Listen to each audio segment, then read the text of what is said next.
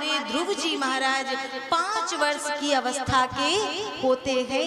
और एक दिन की बात है कि महाराज उत्तानपाद सिंहासन पर आरूढ़ हैं और बड़े प्रेम से अपने पुत्र उत्तम को गोद में लेकर के लाड लड़ा रहे, प्रेम कर रहे हैं कि अचानक पहली बार वो ध्रुव जी महाराज अचानक महल में प्रवेश कर गए। और जैसे ही प्रवेश किए तो पिता की गोद में छोटा भाई बैठा है।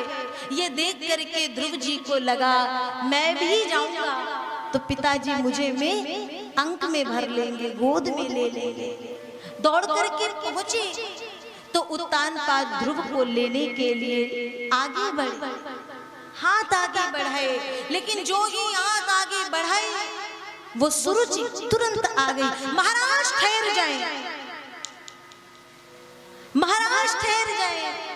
जैसे ही सुना तो उत्तानपाद तुरंत पीछे हो गए और 5 वर्ष का बालक ध्रुव ये दृश्य देख रहा है। और ध्रुव के मन में आया पिता ने मुझे अपनी गोद में लेने से रुक क्यों गए, पीछे क्यों हट गए। सुरुचि कहती है ध्रुव सुन, अभी तुझे अपने पिता की गोद में बैठने का अधिकार नहीं है। छोटा सा बालक है, कुछ ज्यादा बोल नहीं पा रहा है, केवल एक शब्द कहता है क्यों।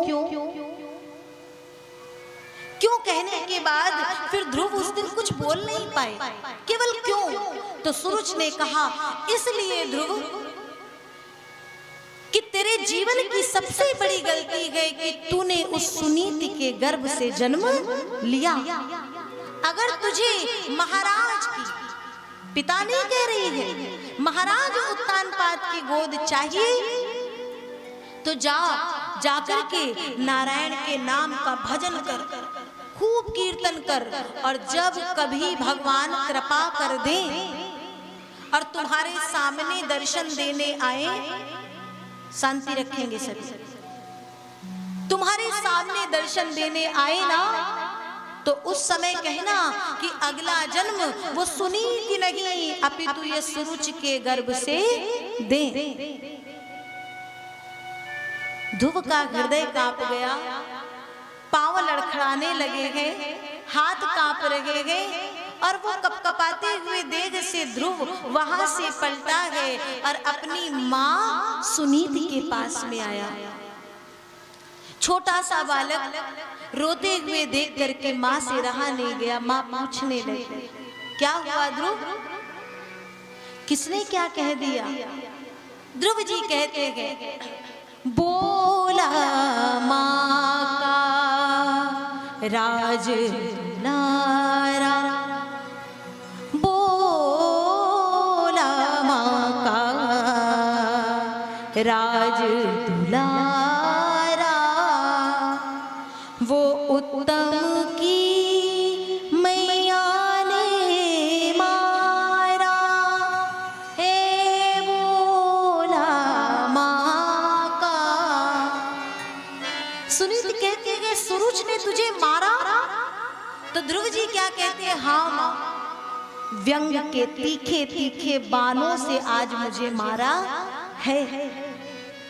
एक बात बता मां, सच सच बताना, क्या महाराज उत्तानपाद इस ध्रुव के पिता नहीं है।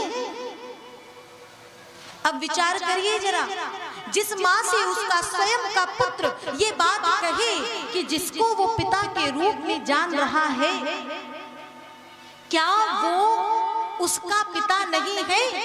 इसका मतलब तो उस मां पर कलंक लग रहा है, प्रश्न चिन्ह लग रहा है। सुनीति कहती है हुआ क्या। ध्रुव जी ने पूरी बात बताई कि मां मैं ऐसे ऐसे गया था, लेकिन सूरज ने ऐसी ऐसी बात कही है, उसने मुझे मेरे पिता की गोद में बैठने से वंचित कर दिया, तो क्या मैं उनका पुत्र नहीं हूं या मुझे अधिकार नहीं है। वो सूरज अपने आप को क्या समझती है। तो आपको पता है सुनीति ने क्या कहा, सुनीति ने तुरंत उसी पल ध्रुव जी के मुख में हाथ दिया और कहा नहीं नहीं, जैसे मैं तेरी माँ हूँ वह भी तेरी माँ है। और दूसरी बात, वो कोई मिथ्या नहीं कह रही, वो कोई झूठ नहीं कह रही। सत्यम सुरच्याभियतम, सत्य कहती है वो सूरज। और जैसे ही कहा ना कि सत्य कह रही है, तो ध्रुव का हृदय और कांपने लगा।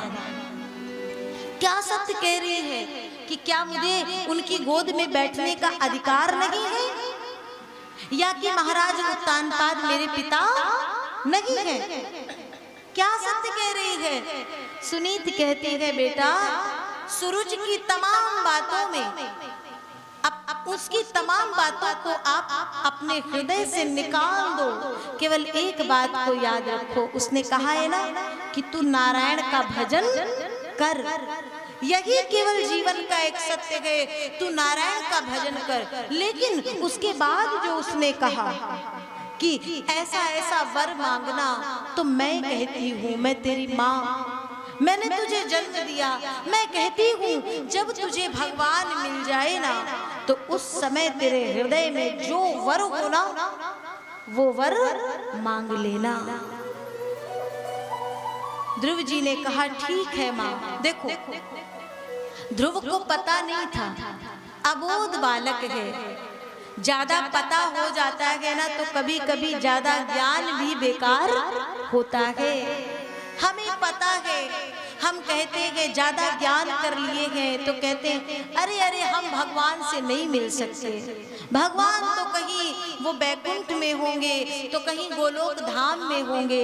लेकिन उस ध्रुव बालक को लगा नहीं, मेरी मैया ने कहा है तो मेरा भगवान अवश्य मुझे यही कहीं मिल जाएगा। गुरु के वचनों पर विश्वास करके जो आगे बढ़ता है प्यारे, उसे एक ना एक दिन भगवान अवश्य मिलते हैं।